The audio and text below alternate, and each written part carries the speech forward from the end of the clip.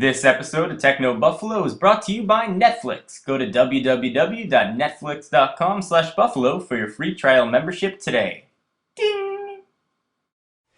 What's up, everyone? John Rettinger from Techno Buffalo here, and you're probably wondering, John, why are you wearing a tie? I thought I'd change it up a little bit from my general hoodie, unshaven, gross goatee-looking face that I usually have. I just got home and I was wearing this, so I figured, why not look a little bit more fancy? What you can't see is that no pants on, but I look dressy from here on up. So one of the questions that I get, probably more than any other, is a when should I buy question. When should I buy my cell phone? When should I buy my laptop? Is it a good time to look for X product right now?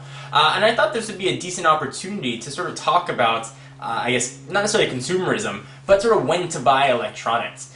You're kind of caught in a bit of a catch-22 when it comes to new electronics.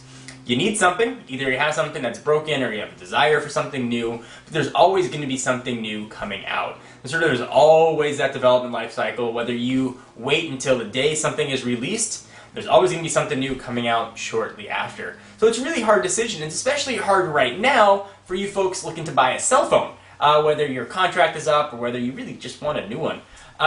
You've probably been waiting for dual-core. I want dual-core. I keep hearing about this NVIDIA Tegra 2, Qualcomm's dual-core Snapdragon, dual-core, 2 cores are better than 1 core. That's what I'm waiting for. And then out of the blue, now you start hearing about quad-core phones and quad-core tablets coming out, and you're probably thinking to yourself, crap, what do I do? That's what I would be thinking. If I was waiting for a phone, I'd be saying, okay, iPhone 5 maybe is coming out. Hopefully we'll have a dual-core A4 updated A5 chip, or the Atrix is coming out. It's going to have dual-core Tegra 2 on it. That's what I'm waiting for. Then you start hearing about all this quad-core business, and suddenly it's completely muddled.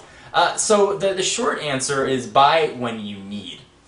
And be an educated consumer. If you're watching these videos, certainly you've got a bit of interest in technology and maybe you know something that's going on. But if you have a need for a product right now, get it.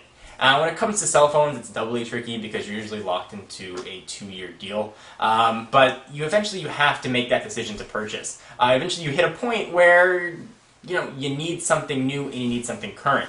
And more cores doesn't always mean better. A lot of times it's how the software optimizes the hardware. So if you look at, let's say, Android, for example, because we're hearing a lot of dual-core and quad-core Android business. Froyo, the last version of Android, is probably one of the more popular builds out there. It doesn't have full support for dual cores. Some of the applications will access dual cores, and certainly we'll see updates to Froyo and the carrier sort of customizing it to access dual cores as it comes available. But it's not even taking full advantage of the dual cores. Certainly you're going to get better quadrant result tests and sort of higher benchmarks with quad-core, but really the results haven't been that much better. So we're not going to see quad-core completely optimized for months after these phones released, or maybe the second generation of these dual-core chips. So by the time quad-core comes around, the software is not going to be optimized for quad-core, odds are. So you're going to sort of keep hitting this loop. So this is a long explanation for saying buy when you need and be an educated consumer. Look when things come out. Certainly you're better off buying on the more recent side of the product release cycle.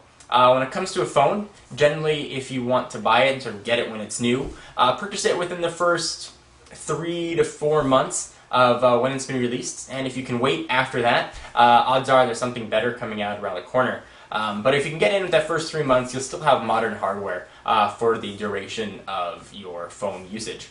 And also, there's a lot of finances that are coming to stake here. New phones are expensive. So a lot of things you can do to sort of help pave the way and upgrade. You can sell your current phone that you have, for example, is a great way to pay the cost of a new phone. If you've got sort of an older, let's say last generation iPhone or iPhone 3G, you can sell it for a couple $100 and help subsidize a new phone purchase.